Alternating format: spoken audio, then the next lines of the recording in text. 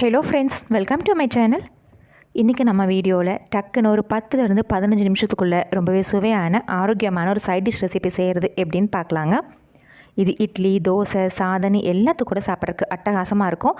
கருவேப்பிலை பிடிக்காதுன்னு சொல்கிறவங்க கூட இந்த மாதிரி செஞ்சு கொடுத்தீங்கன்னா கேட்டு விரும்பி சாப்பிடுவாங்க. வாங்க எப்படி பண்ணுறதுன்னு பார்க்கலாம். 2 கைப்பிடி அளவுக்கு ஃப்ரெஷ்ஷான கருவேப்பிலை எடுத்துகிட்டு நல்லா க்ளீன் பண்ணி எடுத்து வச்சுருக்கீங்க. இதை தண்ணி இல்லாமல் நல்லா கொஞ்சம் காய வச்சு எடுத்துக்கலாம். ரொம்ப முத்தன கருவேப்பிலை இல்லாமல் கொஞ்சம் இளந்தலையாக இருந்தால் இந்த கருவேப்பிலை தொக்கு ரொம்பவே சுவையாக இருக்கும். நான் எடுத்துருக்கிற 2 கைப்பிடி அளவு கருவேப்பிலைக்கு பார்த்திங்கன்னா ஒரு சின்ன எலும்புச்சம்பழம் அளவுக்கு புளி எடுத்து ஒரு 10 நிமிஷம் ஊற வச்சுருக்கீங்க. புளி நல்லா சாஃப்டாக ஊறி வரணும். புளி நீங்கள் எடுக்கிற கருவேப்பிலைக்கு தகுந்த அளவுக்கு உங்கள் டேஸ்ட்டுக்கு தகுந்த அளவுக்கு சேர்த்துக்கோங்க. அடுத்தது ஒரு மிக்சர் ஜாரில் நம்ம எடுத்து வச்சுருந்த கருவேப்பிலை இது கூட சேர்த்துக்கலாம். இந்த கருவேப்பிலை தொக்கு பார்த்திங்கன்னா டக்குன்னு சட்னி செய்கிற டைமில் 10லேருந்து 15 நிமிஷத்துக்குள்ளே செஞ்சிடலாங்க. டேஸ்ட்டு ரொம்ப சூப்பராக இருக்கும். ரொம்ப அதிக நேரம் எடுக்காது, சிம்பிளாகவும் இருக்கும், அதே சமயம் ரொம்ப டேஸ்ட்டாகவும் இருக்குங்க. நம்ம எடுத்திருந்த கருவேப்பிலை எல்லாத்தையுமே மிக்சர் ஜாரில் சேர்த்துட்டு அடுத்ததான் இது கூட நம்ம ஊற வச்சுருந்த புளியை அப்படியே அந்த தண்ணியோடு அப்படியே சேர்த்துக்கலாங்க. இது கூடவே ஒரு ஸ்பூன் அளவுக்கு வரமல்லி சேர்த்துக்கலாம். அடுத்ததான் இது கூட ஒரு 3/4 ஸ்பூன் அளவுக்கு மிளகு சேர்த்துக்கலாங்க.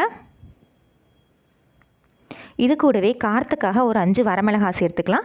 நம்ம ஏற்கனவே மிளகு சேர்த்துருக்குறோம், அதனால் மிளகாய் உங்கள் காரத்துக்கு தகுந்த மாதிரி கூடவோ குறையவோ சேர்த்துக்கோங்க. இந்த தொக்குக்கு தேவையான அளவு உப்பு சேர்த்துட்டு இதை நல்லா ஃபைன் பேஸ்ட்டாக அரைச்சி எடுத்துக்கலாங்க. தண்ணி எதுவும் சேர்க்க தேவையில்லை. நம்ம புளி ஊற வச்சிருந்த தண்ணி அப்படியே இது கூட சேர்த்துருக்குறோம், அதனால் எக்ஸ்ட்ரா தண்ணி எதுவும் சேர்க்க வேண்டாங்க.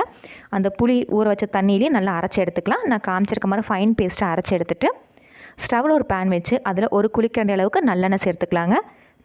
நல்லெண்ணெயிலே செய்யுங்க, அப்போ தான் அந்த தொக்கு நல்ல சுவையாகவும் இருக்கும். உங்களுக்கு சீக்கிரம் கெட்டும் போகாது. நம்ம ஒரு வாரத்துக்கிட்ட ஸ்டோர் பண்ணிக்கலாம்.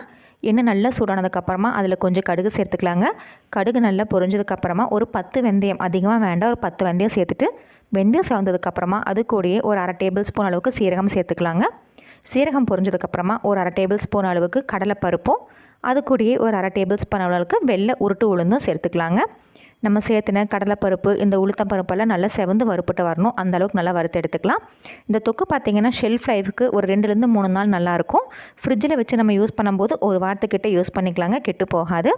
அடுத்ததாக ஒரு 5லேருந்து 6 பல் பூண்டு 1க்கு 2 தட்டி இது கூட சேர்த்துக்கிறாங்க. பூண்டு நல்லா சுருங்க வதங்க அளவுக்கு வதக்கி எடுத்துக்கலாம். பூண்டு நல்லா சுருங்க வதங்கினதுக்கப்புறமா இது கூட 2 வரமிளகாய் கிள்ளி சேர்த்துக்கலாங்க. நம்ம ஏற்கனவே மிளகும் வரமிளகாயும் சேர்த்துருக்குறோம்.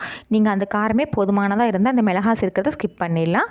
அடுத்ததான் இது கூட நம்ம ஏற்கனவே அரைச்சி வச்சுருந்த கருவேப்பிலை விழுதை சேர்த்துக்கலாங்க. தண்ணி எதுவும் சேர்க்கக்கூடாது, கருவேப்பிலை விழுது மட்டும் இது கூட சேர்த்துக்கோங்க. சேர்த்துட்டு ஒரு 5லேருந்து 8 நிமிஷம் லோ ஃப்ளேமில் வச்சுட்டு நம்ம சேர்த்துன எண்ணெயெல்லாம் அப்படியே லைட்டாக பிரிஞ்சு வரணும். இந்த கருவேப்பிலோட நிறம் மாறி நல்லா லைட்டு க்ரீன்லேருந்து திக் க்ரீனாக மாறி உங்களுக்கு அந்த எண்ணெயெல்லாம் பிரிஞ்சு வரும். அந்த அளவுக்கு நல்லா வேக வச்சு எடுத்துக்கலாம். குறைஞ்ச ஒரு 8 நிமிஷம் லோ ஃப்ளேமில் வச்சு நல்லா கொதிக்க வச்சு எடுத்துக்கலாங்க.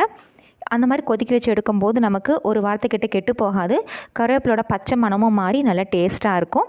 பாருங்கள், நிறம் மாறி இந்த மாதிரி நல்லா வதங்கி வந்து சைடில் எண்ணெயெல்லாம் பிரிஞ்சு வர ஆரம்பிச்சிருச்சு. இதை நல்லா கலரை எடுத்துகிட்டு கடைசியாக இது கூட ஒரு 1/2 ஸ்பூன் அளவுக்கு துருவன வெல்லமோ இல்லை நாட்டு சர்க்கரையோ சேர்த்துக்கலாங்க.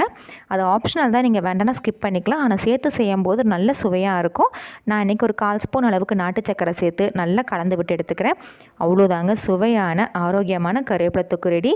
இது இட்லி, தோசை, சாதம் எல்லாத்துக்கும் கூட சாப்பிட்றதுக்கு அருமையாக இருக்கும். ஃப்ரெண்ட்ஸ், நீங்களும் இந்த கருவேப்பிலை தொக்கு ரெசிபியை ட்ரை பண்ணி பாருங்கள். ட்ரை பண்ணி பார்த்துட்டு உங்கள் கமெண்ட்ஸுங்களை சொல்லுங்கள். உங்களுக்கு இந்த வீடியோ பிடிச்சிருந்துச்சுன்னா மறக்காமல் நம்ம சேனலுக்கு சப்ஸ்கிரைப் பண்ணுங்கள், லைக் பண்ணுங்கள், ஷேர் பண்ணுங்கள்.